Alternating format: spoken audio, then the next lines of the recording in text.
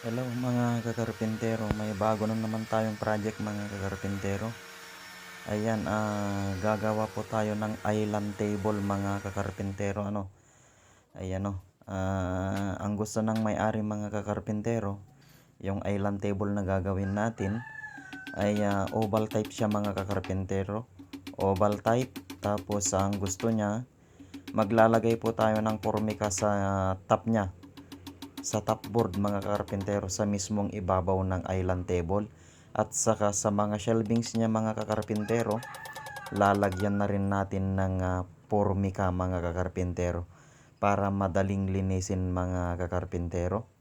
Ayan, ang gagawin natin mga kakarpintero, pipinturahan na rin natin at maglalagay na rin tayo ng casters, mga concealed hinges at mga handles mga kakarpintero. Ayan, okay yan. At ayan na nga, fast forward na tayo mga kakarpintero. Naglalagay na tayo ng slots sa ating oval portion type na kanya mga kakarpintero. Sa oval portion niya, naglalagay na tayo ng slots mga kakarpintero. Ayan mga kakarpintero, ganyan po yung itsura niya mga kakarpintero. Bali left and right po yan mga kakarpintero. Ayan wala kasi tayong lawanit na ilalagay mga kakarpintero, kaya ang gagawin natin, slots na lang yung ilalagay natin para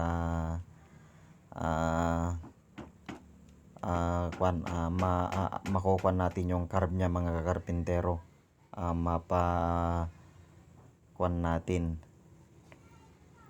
Mapasama natin yung sidings niya sa carb mga kakarpintero. Ayan at saka yan mga kakarpintero, malapit nang matapos yung oval portion natin mga kakarpintero.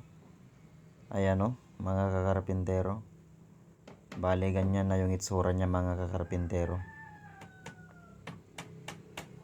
At yan mga kakarpintero, malalagyan din ng pintuan yan mga kakarpintero. Dalawang pintuan po yung ilalagay natin mga kakarpintero. Okay, ayan mga kakarpintero, goods na mga kakarpintero. Na-assemble na natin at ayan, maglalagay na lang tayo ng framing at takip mga kakarpintero. Ayan, yan yung frame niya mga kakarpintero, at dyan rin tayo lalagay ng concealed mga kakarpintero. Okay, malapit na tayong matapos mga kakarpintero. Lalagay na tayo ng moldings mga kakarpintero. Moldings sa top mga kakarpintero. At saka yan, fast forward na po tayo mga kakarpintero. Napinturahan na natin at maglalagay na tayo ng rugby mga kakarpintero. Ididikit na natin yung formika niya mga kakarpintero. Ayan yung formika, a-applyan natin ng rugby at saka sa shelf niya mga kakarpintero. Tapos pag natuyo na, ididikit na natin mga kakarpintero.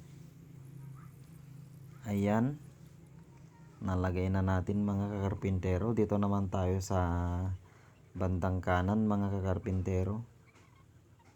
Ayan, yan yung ilalim niya mga kakarpintero. Tapos sa center shelf mga kakarpintero, buo yan mga kakarpintero.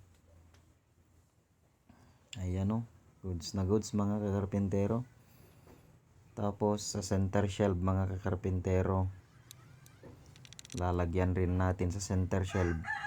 At saka yan mga kakarpintero, sa ibabaw na tayo mga kakarpintero, sa mismong top ng island table na natin mga kakarpintero. Dapat mga kakarpintero, even yung lagay ng ating rugby mga kakarpintero, para maganda yung dikit. Saka yan mga kakarpintero, fast forward na ulit tayo. Yan, nalagay na natin yung formika sa ibabaw mga kakarpintero. At yan, maglalagay na tayo ng ball casters mga kakarpintero.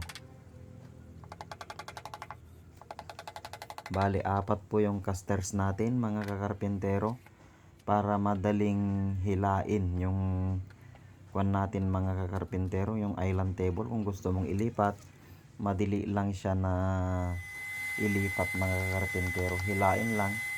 At meron naman yung bullcaster niya mga kakarpintero para magaan na ilipat mga kakarpintero. So ayan mga kakarpintero, goods na mga kakarpintero. Ayan o, yan yung outcome ng ating island table mga kakarpintero. So mga kakarpintero, thank you for watching mga kakarpintero.